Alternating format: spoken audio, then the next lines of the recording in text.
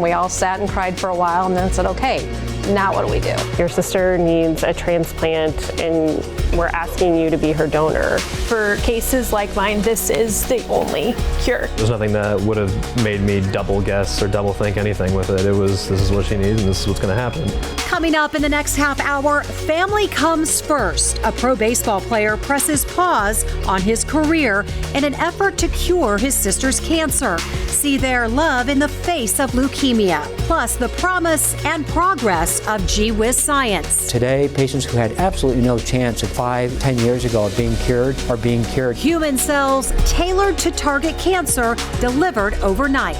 Meet one survivor who endured every other treatment before finally finding hope.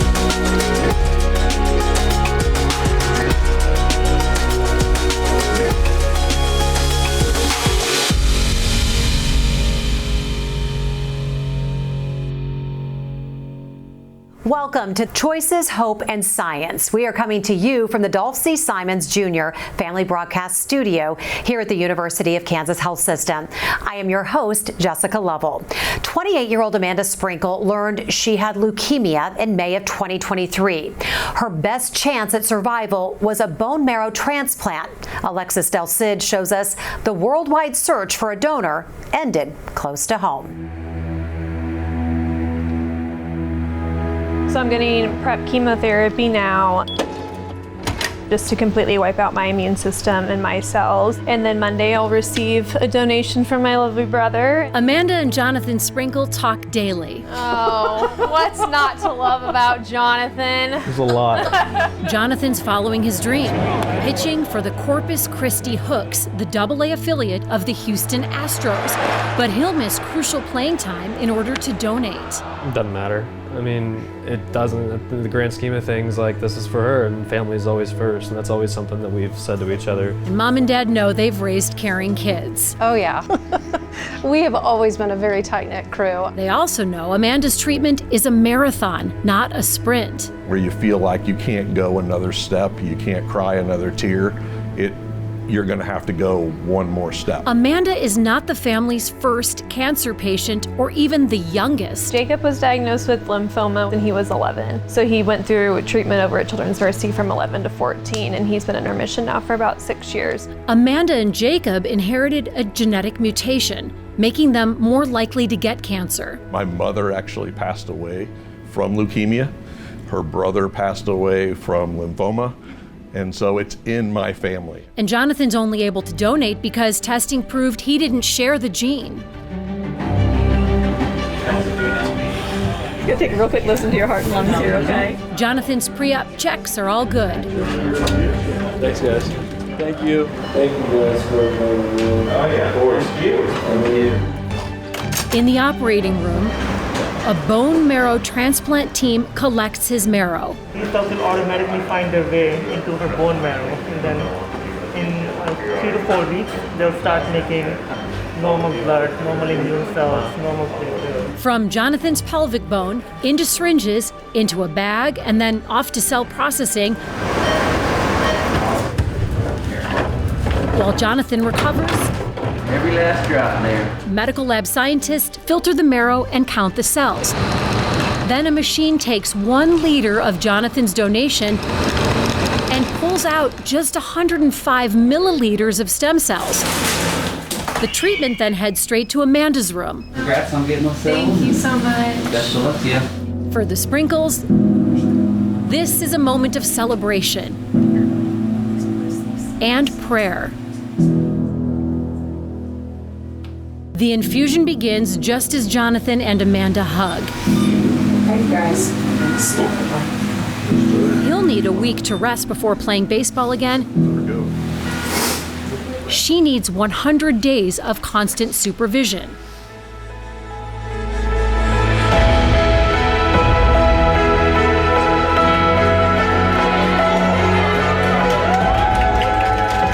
Doctors determine Jonathan's cells are now in Amanda's marrow, creating new, cancer-free blood. She can continue her recovery at home. Time will tell if the transplant is a complete success. Amanda went home 18 days after her transplant. We are now at day 56 post-transplant. Amanda joins us now. Amanda, how are you? How are you feeling? I'm feeling really, really well. Doing everything I need to continue to do to get better every day. I'm bored trapped at home for these 100 days, but we're going to do what we got to do. Yeah, love it. Jonathan, your parents joke with us that you're going to maybe hold this donation over Amanda's head for a bit. Have you been giving her any grief? A little bit here and there. It's just family fun, but it's nothing too serious like that. It's just something that we joke around about, and I always give her the hard time that she's now more me than she is her. So, I mean, that's pretty much the end of it, though. It's just nothing but fun banter. Yeah, good sibling fun. I like that. Amanda, when you were looking for a donor, Jonathan was not necessarily plan A. At first, your team searched for the National Be the Match registry that has about 41 million potential donors. How many actually matched you?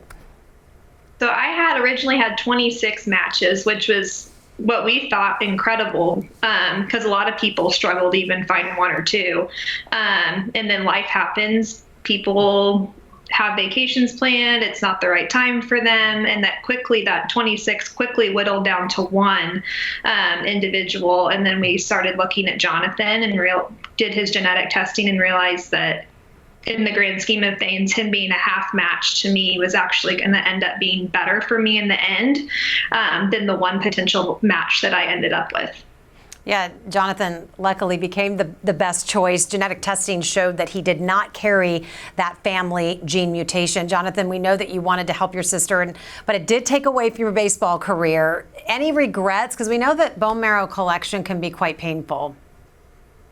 No, zero regrets at all. It's at the end of the day, it's what she needed, and no matter what the price was for that, I was more than willing to pay it. It's my only sister in the entire world, and I would do anything for her.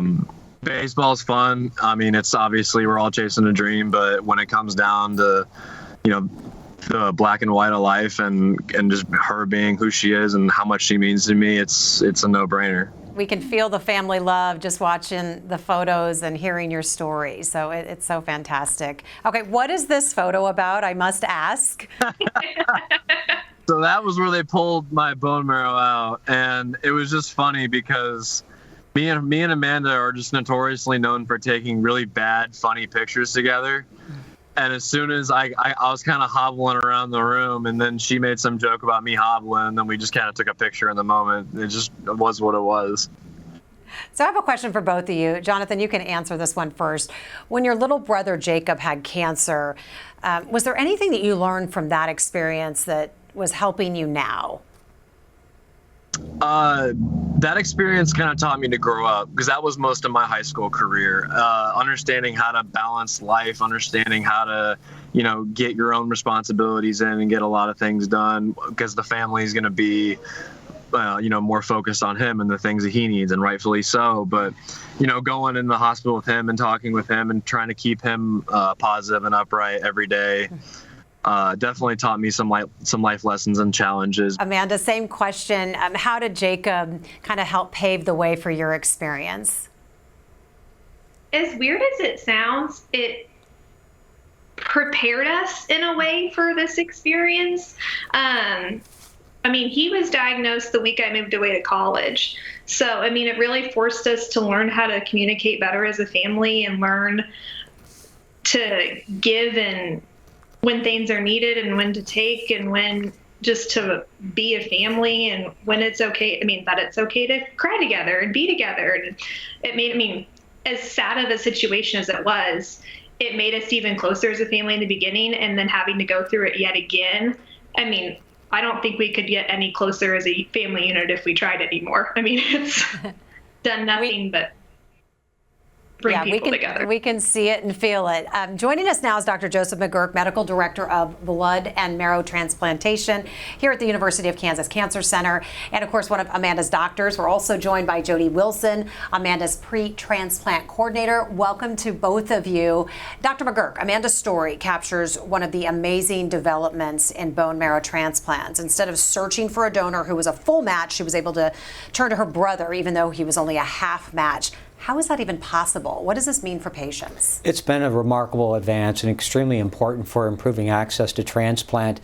for many patients like Amanda, the only potential curative therapy out there. If you're Caucasian of Western European descent, your chance of having a match in the registry is about 75%, and indeed Amanda had donors that were identified, but that didn't work out, even in that situation. Yet for other populations, Hispanic Americans, Native Americans, African Americans, the chances of having a match in the registry are much less. When I started out in the field, that was the only avenue, unrelated donor transplant or a sibling who happened to be a perfect match. We tried doing mismatched transplants in the mid-90s, and it didn't work out well for patients. And then we came to a better understanding of how the immune system works and how we could modulate that and get these donor grafts to grow in our patients without causing terrible complications such as graft versus host disease. And so those advances have opened up the field remarkably to all people in need of a transplant with outcomes that are very similar to a perfect match. Jodie, you're a transplant coordinator, a nurse who really helps to guide patients and their families through a transplant. I want to listen into what Amanda's mom, Laura, talked about regarding that role. The level of detail and attention they have to put it in. They're very good at it. They're wonderful. And you know, when you hit something, you're like, I don't know what I'm going to do with this. They're like, oh, we got it. Okay, great. You know, you take care of that. So they just, if it's ever a question, they just take care of it. Yeah, we've got that. Kind of sounds almost like a personal assistant of sorts. Kind of help us understand exactly what you're doing for patients and families.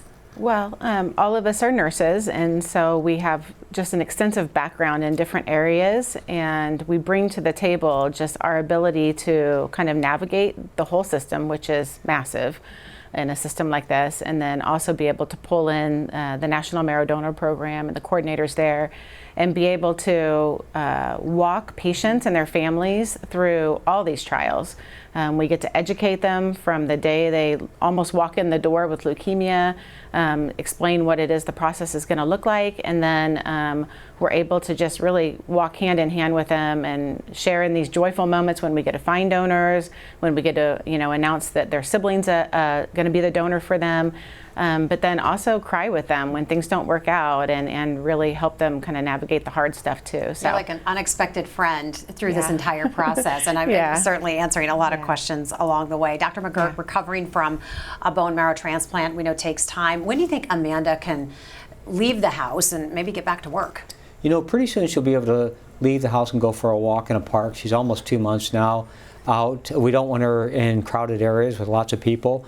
With regard to going back to work, she's a nurse, so she helps others. That's her career. And we're looking at probably 6 months from the time of transplant to allow. She looks great, she's feeling great, all of her numbers are good, but when we look very closely, her immune system still has a long way to go in terms of its maturation. And a simple cold virus could be a real threat to her and land her in the hospital in a hurry. Yeah, after all this, we want to take no chances. Absolutely correct. Jodie, transplant recipients like Amanda, again, they've got to have a caretaker with them at all times, really around the clock, 100 days. Tell us a little bit about that burden and what kind of resources are out there to help out these families. Wow, it's hard on families. Even like Amanda's family has such depth of just family structure. Her mom, her dad, her brothers, her significant other. I mean, other family would have stepped in, I'm sure, and so she has just levels of caretakers that could have done it for her, and not every family has that, and so we do have to reach into some other areas and find the resources for that, but there are not, I just don't have a ready-made caretaker or caregiver for people, and that's really hard. We've got some patients and families that literally have nobody at all, and we still have to try our hardest, and we search high and low for caregivers for them to try to make this work for them. Amanda, Jonathan, we're going to get back with you here in a few moments, but sometimes a bone marrow or blood stem cell transplant doesn't work, but science has a solution. CAR-T cell therapy is one of the new frontiers of cancer treatment. It is a form of immunotherapy, proving particularly effective against blood cancers. One woman's lymphoma kept coming back even after chemotherapy and a stem cell transplant. That is when Dr. McGuirk offered a clinical trial perfect for her. My cards and I have a really good relationship. I'm going to do a magical star. Okay.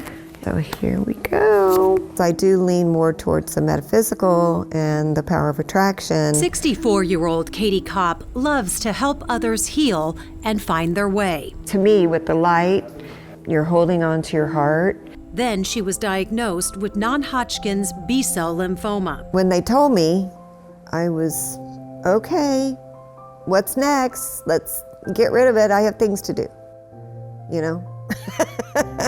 But as we know, cancer isn't quite that simple. I decided that I can heal myself. I'm not going to sit idly by and let the medical community heal me, which is really ironic because that's exactly what happened. Enter Dr. Joseph McGuirk. Hello. He is one of the world's leading experts in blood cancers and cellular therapies.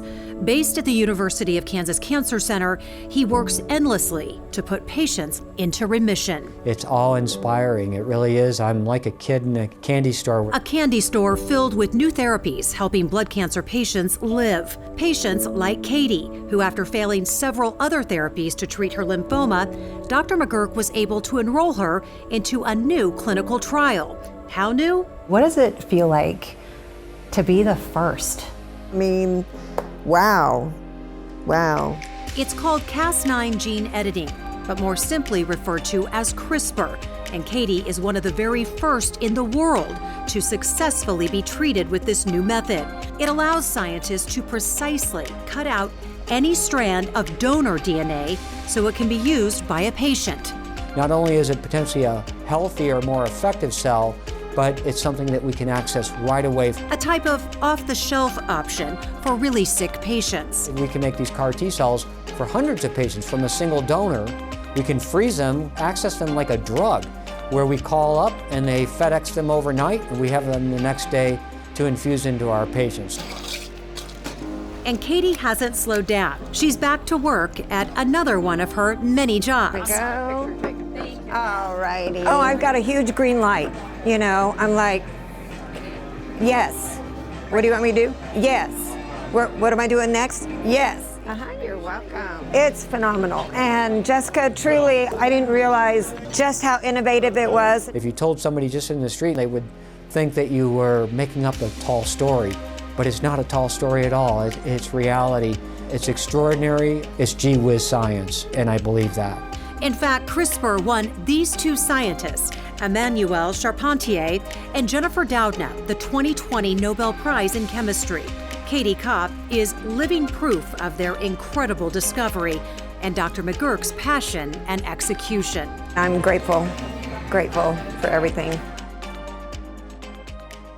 We have a surprise for Dr. McGuirk, and that is that Katie wanted to join us in person today to say hi to you. What's it like being back together? Hey! Hey! It's so good to see you. It's so good to see you. How was Paris? It was wonderful. It was great. The most wonderful part of the whole thing was telling the world about your story. That's exciting. It was very exciting. You two have developed quite the relationship during your time together, so it's always good to see you two back. Katie, how long have you been cancer-free? How are you feeling? Well, since July 29th of 2020. So 2020 was a very good year for me, unlike for a lot of people, but doing great. Living life. Yes, absolutely. We love to hear it. Absolutely. Katie, your story is what Dr. McGuirk has referred to as Gee-Whiz science. Absolutely. Your wife teases you about using that term, but yes. I love telling people about it. What do you mean by Gee-Whiz science? It's, you know, if I describe this to a layperson, just on the street or at a restaurant, they would look at me as if I were doing some illegal substance, and thinking this just can't be, but it is, and it's really remarkable. Taking a patient's cells out of their bloodstream to the laboratory, genetically modifying them, and such that they'll recognize and attack and kill the cancer, and seeing stunning results we've never seen in cancer therapeutics, the kind of advances that we've seen with CAR-T cell therapy in leukemias and in lymphomas like that, which Katie had to deal with. How many types of CAR-T therapy are there? Why don't more patients know about it? There are 6 now Food and Drug Administration approved CAR-T cell therapies for different types of lymphomas, acute leukemia, and multiple myeloma, and many, many more to come. They're being studied in solid tumors now in the context of clinical trials, in other blood cancers as well. It's really a revolution in cancer therapeutics that's in the midst of unfolding.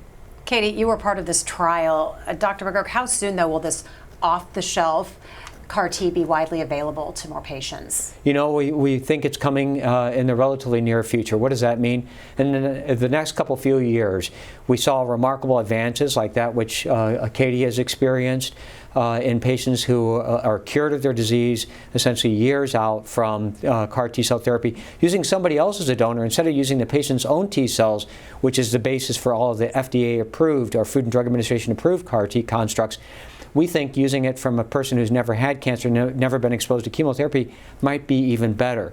And through the work of the 2 Nobel-winning scientists that you mentioned earlier, we can now genetically engineer a normal, healthy person's cells such that they will not be rejected by the patient, Katie, and they won't recognize Katie and attack Katie, causing a problem called graft versus host disease. And that has advanced the field by leaps and bounds. Exciting time in your really field, is. for sure. So we love getting questions directly from our community, but today we ask medical staff some of the more common questions that they get from patients. And Lynn wants to know, do patients have to try and fail other treatments before getting CAR-T? That was the case with Katie. When we roll out a new therapeutic, even very promising as CAR-T cells have been, that's usually tried in very advanced patients. Once it proves its worth there, we start moving it up. So today, stem cell transplant has gone by the wayside for many indications of non-Hodgkin's lymphoma, the most common form of non-Hodgkin's lymphoma, and CAR-T cells supplanted it in the second line. Katie was treated in the third line of therapy after having failed multiple prior regimens. Now that we're in the second line, the question is, well, should this be up front? Should we treat patients in the first place with this? And such studies are underway, including at our own center. So we're getting there. Yes, we are getting there. Question from Will, what's the difference between a bone marrow transplant and a stem cell transplant? We hear both. What's Same the difference? thing. Okay. We can collect the bone marrow through a bone marrow harvest in the operating room, like we saw with Jonathan, or we can stimulate the stem cells to come out in the blood, collect them with a machine called the leukapheresis machine. The difference is that there are more T cells in the peripheral blood, and those T cells cause graft versus host disease. That may be associated with decreased risk for relapse. So for the individual patient, we decide on bone marrow versus peripheral blood stem cells. So both are intended for the same results. That's correct.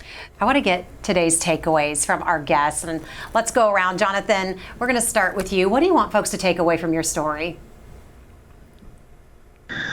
Just to understand that if you want to put yourself in the system, and if you want to be a bone marrow donor, to when the call comes, go through with what you originally stated. I mean, go through with what you wanted to do originally, and that was to donate. If somebody calls and somebody really needs you, and you have the chance to save a life, use the opportunity and do what you say you were going to do. Don't do it to make you feel good in the moment. And then when the call comes and somebody needs you, to not follow through with it. So that would be my biggest message for everybody, is just when you commit to something, follow through with it, and understand that what you're doing is you're giving somebody hope, and you're giving somebody the chance to live their life just like you're living your life. So that would be my message. Just what you did for your sister. Amanda, what's the takeaway from your story? We've had the same takeaway from the very beginning. I mean, going from 26-1 to Jonathan, I mean, it's when you sign up, you sign up. You got to follow me. It's a life and death decision for, I mean, if these people wouldn't have signed up for me and we wouldn't have gotten down to Jonathan, there's a dang good chance I wouldn't be here. And it's the same for other people. I mean, they need these shots too in order to live their life and have a chance at being cured. Otherwise, who knows what the alternative is. Well, thank you both for sharing your story. Amanda, most importantly, stay healthy and stay safe. You're in the home stretch, so to speak. No pun intended. Thank you both. Thank you both. Katie, what's the takeaway from all of this? I mean, you just being one of the first to get this treatment and just to be living proof. Well, I would like to echo what Jonathan and Amanda said. That's huge. I hadn't actually thought of that before. But another thing that Dr. McGuirk has taught me is that spread the word. People don't know. They don't know that this is, I certainly didn't know. They didn't know this Gee-Whiz science. And you kind of sound nerdy sometimes when you're just hanging out with friends and, oh my gosh, these women got this Nobel Prize, for splitting genes and saving lives, So I guess just spreading the word, becoming a little bit more knowledgeable. If you hear anything about anybody that's struggling with cancer, it doesn't matter what kind it is, still it'll get through the grapevine. So, because that's what I've heard the most is that, wow, I didn't know that you could do something like that. Yeah. So that's huge. You bring up nerdy stuff and Dr. McGuirk's ears perk up. You love it, right? So, I mean, you have called this truly the most exciting time in your long career. I don't like to admit how long you've been doing this, and we won't make you share, but just how exciting and what does it mean for you to get up and come into work every day? We're in the middle of a revolution in cancer therapeutics right now. We're seeing advances that are unprecedented in the history of cancer therapy. And we can envision a future where non-specific chemotherapy, as we've known it for decades, its days are numbered and it will disappear. Non-specific radiation therapy, and we're much, much more precise in how we kill these cancers without causing so much collateral damage to other normal healthy tissues for our patients.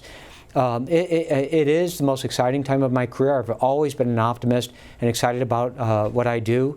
But I get up every day. I count my blessings every day. I really do. I know you do. And I don't get upset in traffic. And if somebody cuts me off, I wave and say hi because look at Katie and Amanda and Jonathan. This is what it's all about. And the opportunity to get to work with people like Jodie. The whole team is like Jodie.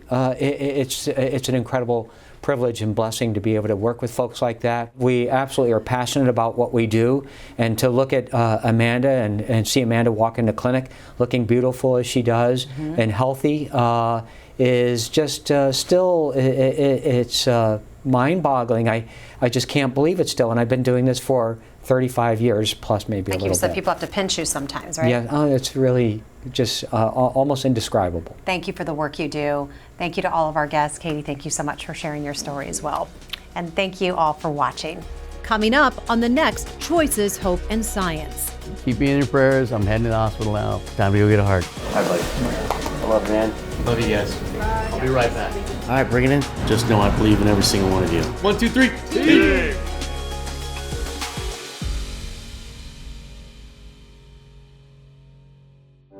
A cancer diagnosis can leave you feeling stunned and overwhelmed.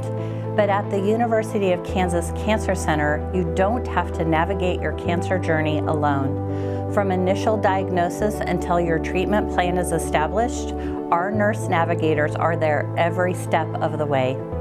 For information on our Nurse Navigator program, please call 913-588-3671.